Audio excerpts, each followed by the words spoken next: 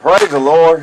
What a wonderful day. I am tired, but I couldn't not make this video. A few of the comments from yesterday's video were people in distress concerning someone they loved and deeply cared about,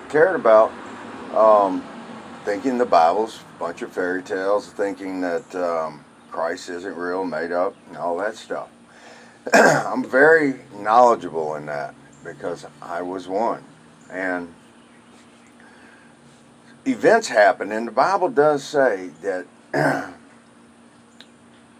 anything that goes on in our lives is for His good pleasure. In other words, and He will make everything turn out to our good. In other words, all these trauma and situations in our lives are really, hopefully, to get us to lead ourselves, or for us to cry out to Him and He'll lead us.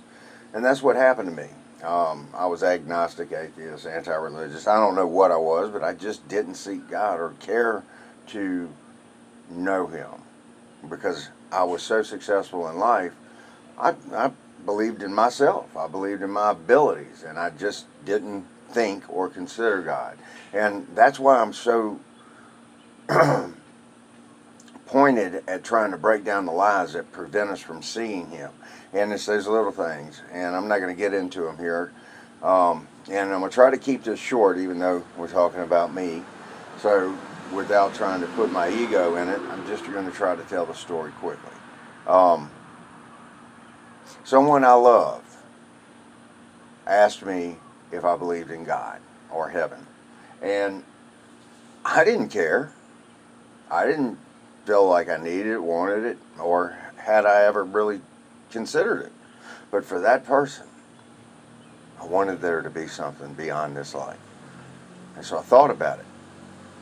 And it dawned on me that the fact that she asked me that question and I was going to respond to her, that didn't happen from atoms colliding. That didn't happen from chance. I told her at that time that, well, I could see maybe a blade of grass coming out of the ground, but for you and I to be having this discussion, that's impossible. So yes, there's a God, and He created us. And that was my beginning. That was my start. That didn't mean I believed in Jesus, because I didn't at that time. I knew of Him. I had a lot of resentments to the church because, I've got over 140 IQ. I was very successful, and I didn't feel like any man had any right to try to describe to me a God. And I also didn't feel like it was fair that 2,000 years ago God visited the earth, and yet I have to listen to another dude tell me who God is? Baloney, right? I wouldn't, it just wasn't going to work for me that way. But after I decided, hey, there is one. Well, then He provided the right amount of pain for me to cry out to Him and have probably my first honest, earnest prayer as a thinking adult. And He showed up big time. And that was my start as far as, okay, God. And when He showed up, I was like, oh, you hear what I'm saying and you know what I'm thinking, and then you answer me in a fashion that is undeniable. Now what? So I looked into a bunch of the religions and, this, that, and the other. Well, let me get specific. I read the Quran. I read the Bible. Not much. I skimmed that because I felt like, being an American coming from a Christian family, I knew somewhat what it said. I looked into Buddhism and all that. When they started ringing them bells, I'm like, oh, they're trying to put me in a trance. Just forgive me, God. That was the last time I tried Buddhism. Anyway, but then I was put in a position where I had an opportunity to read the Bible myself and look into it. And He started revealing it and opening it up and making it make sense to me in a way that I got, in a way that was personal to me. And I'm like, you would do this for anyone that sees you. But here's what,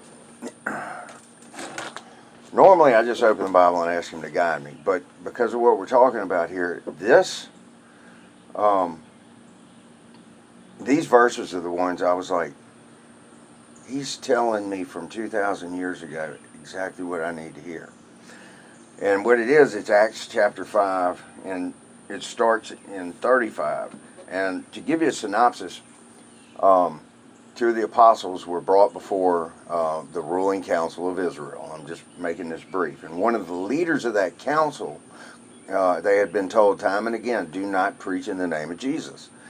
And they were going to either imprison them, perhaps even kill them. But one of the leaders stood up. Now, this guy wasn't a Christian, but he is actually the teacher of one of the people that wrote most of this, or most of the New Testament. He put the two apostles outside so he could speak directly to only the ruling council. And this is what he said. His name was Gamaliel, and he told these men this, and it just hit me like a ton of bricks. Acts chapter 5, starting in verse 35. And he said unto them, you men of Israel, take heed to yourselves what you intend to do as touching these men. For before these days rose up Thaddeus, boasting of himself to be somebody, to whom a number of men, about 400, joined themselves, and who were slain. And when he was slain, and all, as many as obeyed him or followed him, were scattered and brought to nothing. After this rose up Judas of Galilee in the days of taxing, and drew away many people after him. He also perished, and all, even as many as obeyed him, were dispersed. And now I say unto you, refrain from these men and let them alone. For if this is the counsel, or if this work be of men, it will come to nothing. But if it be of God, you cannot overthrow it, lest you perhaps even find yourself fighting against God. That was written 2,000 years ago, and it screamed across that ocean of time to me. Because, yeah, I started thinking about everything that was of men that had just gone by the wayside, fell away, came to nothing. And yet, I'm reading a Bible about a man named Jesus who came to this earth, Son of God, died on a cross, rose for my sins and for my hope. That is what his death, burial, and resurrection means. My hope is to rise again with him. And it's not even a hope for me.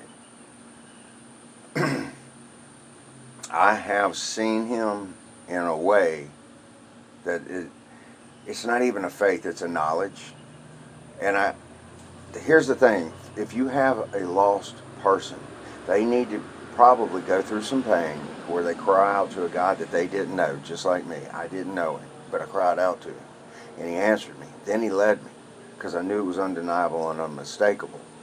And once that happens, and someone starts really seeking, they can only find one path, and that's Jesus Christ, the way, the truth, and the life. If you feel like this might help someone that is unsaved, I was unsaved. I was anti-religious. I hated God. I did not hate him, but I didn't want to know him because my life was going so well. And the thing is, I didn't want to seek him because I was like, what might you take from me? What liberties may you take from me? And the thing is, he has a law of liberty. Those things that I thought were something I didn't want him to touch, when they left my life, joy entered and replaced the aggravation or whatever it was, the stress, the struggle, the striving it took to keep those things in my life. It is an awesome thing. God is true. Jesus is true. And the only way, you're not going to be able to live off of my experiences, but if you truly start seeking him, there is no way he will not answer. You are his child, and he created you. So God bless y'all. I love y'all. Have a good day.